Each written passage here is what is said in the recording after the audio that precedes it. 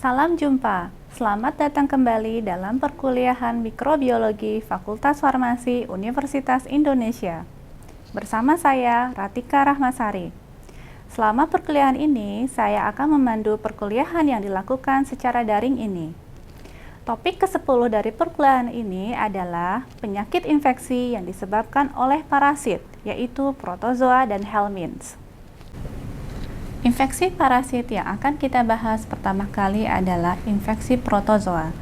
Seperti telah disinggung di pertemuan berikutnya, infeksi protozoa dibagi menjadi beberapa kelas, yaitu Rhizopoda, Flagellata, Ciliata, dan Sporozoa. Infeksi oleh Rhizopoda, contohnya adalah oleh Entamoeba histolytica.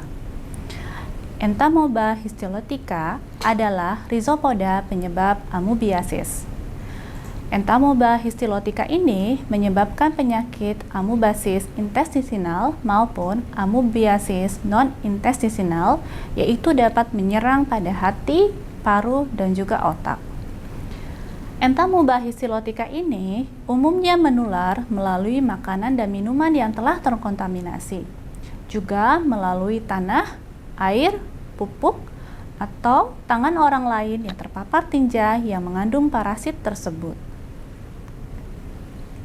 Selanjutnya, contoh dari Rhizopoda yang bersifat patogen pada manusia adalah Naegleria fowleri. Naegleria fowleri ini biasanya ditemukan di air tawar hangat, yaitu misalnya di sungai, danau, dan mata air panas, serta tanah. Naegleria fowleri ini menyebabkan meningoencephalitis amoeba primer yang dapat menyerang selaput otak dan juga otak.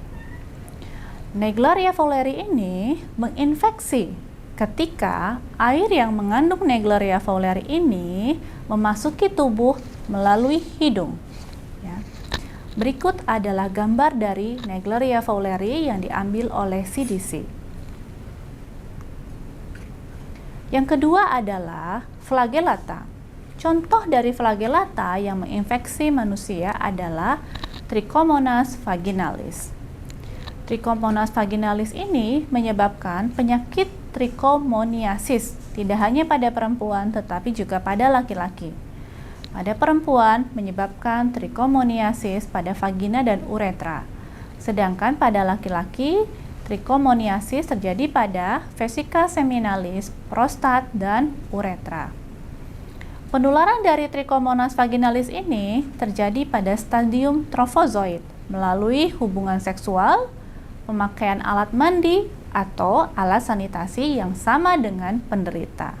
Sehingga untuk pencegahannya harus dipisahkan pemakaian alat mandi atau alat-alat sanitasi lainnya antara penderita dengan orang yang sehat. Yang kedua adalah contohnya Giardia lamblia. Giardia lamblia secara alami berasal dari tanah.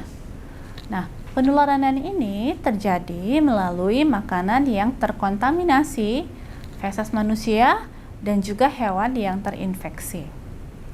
Giardia lamblia ini akan menginfeksi usus manusia, yaitu pada bagian duodenum dan juga bagian atas jejunum manusia.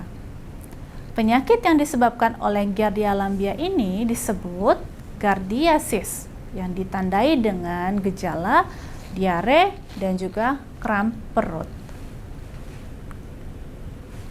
Selanjutnya, contoh infeksi penyakit oleh protozoa adalah dari kelas Ciliata, yaitu oleh misalnya Balantidium coli. Infeksi Balantidium coli ini dapat menyebabkan penyakit yang disebut balantidiasis, yang merupakan gangguan perut dengan gejala diare berdarah. Perlu diketahui bahwa hospes intermediate dari penyakit ini adalah babi, dan biasanya penularan terjadi melalui makanan atau minuman yang tercemar oleh kotoran babi yang mengandung Balantidium coli. Nah, contoh infeksi protozoa selanjutnya adalah Sporozoa, yaitu yang terkenal adalah Toxoplasma gondii. Toxoplasma gondii ini menyebabkan toksoplasmosis yang sangat berbahaya bagi wanita hamil dan juga pasien dengan gangguan sistem imun, karena dia bisa menginfeksi janin yang sedang dikandung oleh wanita hamil dan dapat menyebabkan keguguran. Nah, hospes dari Toxoplasma gondii ini ada dua, yaitu hospes definitif yang merupakan kucing dan binatang sejenisnya yaitu Felidae, dan juga hospes perantara yaitu manusia, mamalia, dan burung.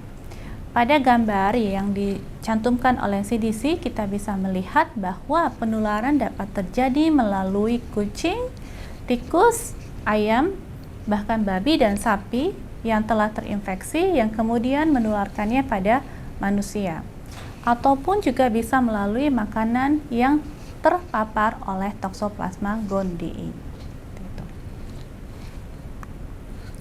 Nah, selanjutnya, selain infeksi oleh protozoa, kita juga akan membahas terkait infeksi helminthes. Sebelumnya, kita harus mengetahui terkait pembagian helminthes. Jadi, helminthes berdasarkan bentuknya itu dibagi menjadi dua, yaitu nemathelminthes dan juga platyhelminthes. Platyhelminthes terbagi lagi menjadi dua, yaitu cestoda dan trematoda. Ya. Apa itu jenis-jenis cacing yang menginfeksi? Kita akan lihat di slide selanjutnya. Nah, yang pertama itu adalah nematoda. Apa itu nematoda? Jadi, nematoda merupakan cacing yang berbentuk silindris, tidak bersegmen, dan tubuhnya simetris bilateral. Nah, gambar di samping merupakan contoh dari nematoda yang diambil oleh US Department of Agriculture. Nematoda berdasarkan tempat hidup cacingnya dalam tubuh hospes dibagi lagi menjadi dua, yaitu nematoda usus, contohnya Ascaris lumbricoides dan Trichus trichuira. Yang kedua adalah nematoda jaringan, yaitu Wuchereria brancofti, Burgia malai, dan Burgia timori. Nah, nematoda berdasarkan siklus hidupnya terdiri dari dua jenis, ya.